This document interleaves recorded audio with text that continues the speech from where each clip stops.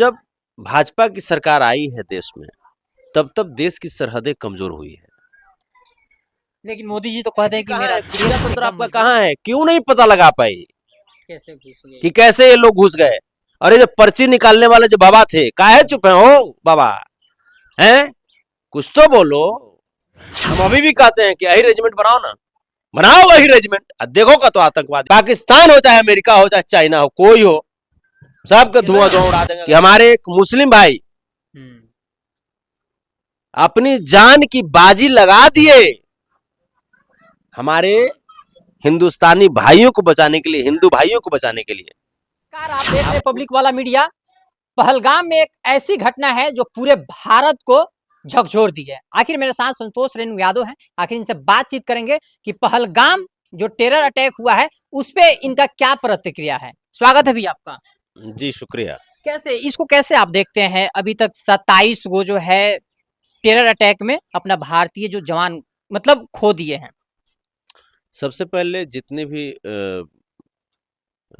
हताहत हुई, इसके लिए बहुत बहुत तकलीफ है। और इस दुर्घटना में, इस आतंकी हमले में जितने भी हमारे भाई बहन, जितने भी हमारे परिवार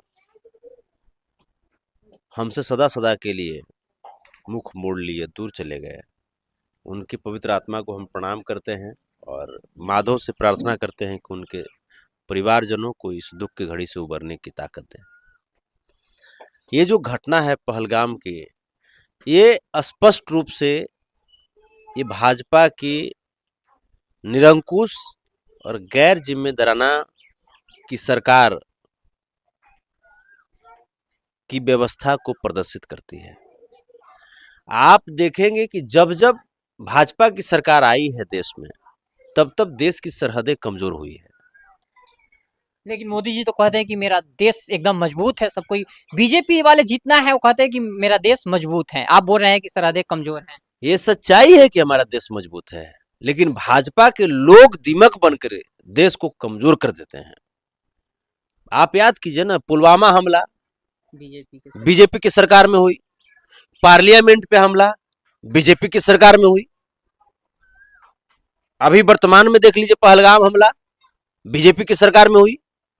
ये नरेंद्र मोदी जी सभाओं में बहुत बड़े बड़े डिंग हाँकते थे, सोकॉल्ड अपने आप को 56 इंच के सीना वाले बोलते थे, और ऐसा लगता था कि भाषण से ही पाकिस्तान को खत्म कर देंगे।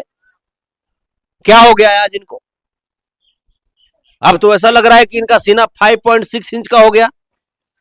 ये अपने आप को सोकॉल्ड चाणक्य कहने वाले अमित शाह जी का क्या हुआ? बुद्धि भ्रष्ट हो गया, खत्म हो गया बुद्धि। ये तेज तर्रार अपने आप को नेता में गिनती करवाते थे राजनाथ सिंह जी, क्या हुआ इनका तेज तर्रार?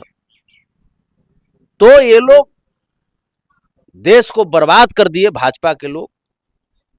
आज देश की सरहदें बहुत कमजोर हो गई। आज हमारी जितनी भी सरकारी एजेंसीज है वो कहां है? इंटेलिजेंस कहां है?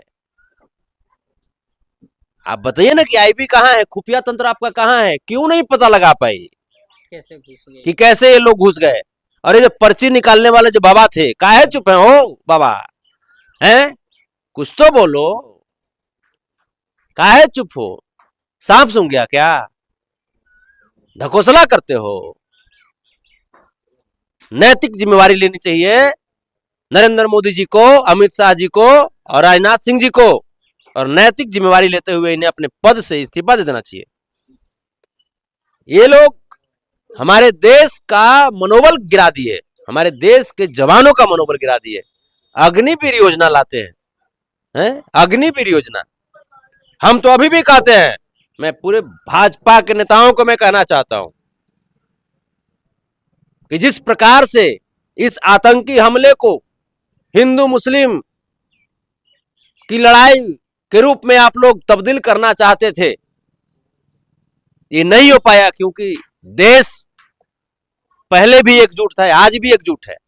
लेकिन वीडियो में तो साफ दिखाई पड़ रहा है कि तुम कलमा पढ़ो, तुम कलमा पढ़ो। अगर तुम कलमा पढ़ देते हो तो ठीक है, तुम जिंदा वापस चले गए, और तुम कलमा नहीं पढ़ते हो तो ठीक है, गायब यहाँ से, खत्म। पत्रकार महोदय, अच्छे लोग बुरे लोग हर जाति में हर धर्म में हैं।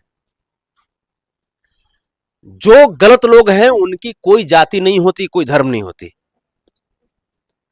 आप एक तरफ ये देख रहे हैं कि कलमा पढ़ो ऐसा करके उन्होंने जो जिसने भी हाँ जिसने भी किया जो भी किया उसकी धूरी धूरी उड़ा देनी चाहिए, जिसने भी किया। दूसरी तरफ ये भी देखिए ना कि हमारे एक मुस्लिम भाई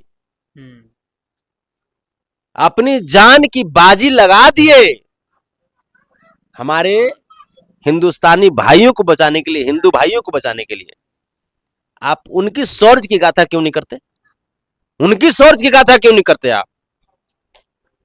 तो भाजपा वालों, ये देश जानता है कि देश की पहचान सर्वधर्म निरपेक्षता से है। सभी धर्मों के लोग यहां पे एकजुट होकर के हिंदुस्तानी के रूप में हैं, और हिंदुस्तानी होना सबसे पहले गौरव की बात होती है, उसके बाद किसी धर्म या किसी जात का होना गौरव की बात होती है।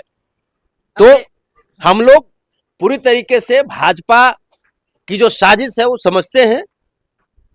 मैं कश्मीरी लोगों को और तमाम जो देश के जो मुसलमान समाज के मेरे भाई बहन हैं, मैं उनको आपके चैनल के माध्यम से धन्यवाद देना चाहता हूं कि उन्होंने एकजुटता दिखा करके देश को मजबूत किया, देशवासियों को आश्वस्त किया, और सबसे ज्यादा भाजपाइयों को आश्वस्त किया कि नहीं भाई वो भी देशवासी हैं।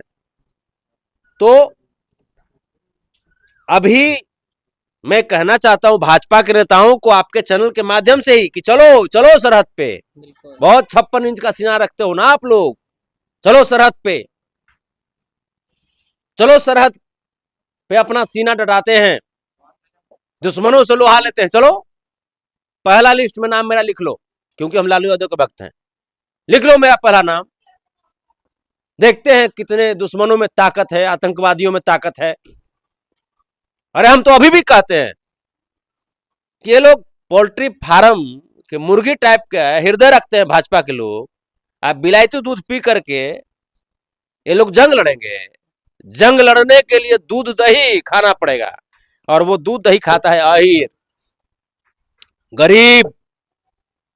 हम अभी भी कहते हैं कि अहीर रेजिमेंट बनाओ ना, बनाओ अहीर रेजिमेंट, देखो का तो आतंकवादी हमला हो जाएगा। पाकिस्तान के धुआं धुआं हो, पाकिस्तान हो चाहे अमेरिका हो चाहे चाइना हो, कोई हो, सबका धुआं धुआं उड़ा देंगे अगर गलत करेगा तो। बनाओ अहीर रेजिमेंट, अहीर रेजिमेंट बनाओ और देश की सरहदों को सुरक्षित करो। अहीर रेजिमेंट नहीं बनाओगे तो पोल्ट्री फार्म की मुर्गी खाए से, आप बिलायती दूध पिए से देश की सरहद सुरक्षित नहीं होगा। क्या बात। ये तो धन्यवाद मनाइए कि हमारे देश के जवान अपनी जान की बाजी लगा करके सरहदों पे डटे रहते हैं, वरना भाजपा के लोग तो उनका भी मनोबल तोड़ने में लगातार लगे हुए हैं। क्या बात है। तो हम लोग इस विपत्ति के घड़ी में सबके साथ खड़े हैं। देश को किसी भी कीमत पे झुकने नहीं देंगे, देश की आन बान शान को कभी कमजोर नहीं होने देंगे। क्या बात। देख लीजिए, यही संतोष रेणु यादव जी हैं, और ये बोल रहे हैं कि यही रेजिमेंट बनाइए, और देखिए कि पाकिस्तान को कैसे धुआं धुआं उड़ा देते हैं।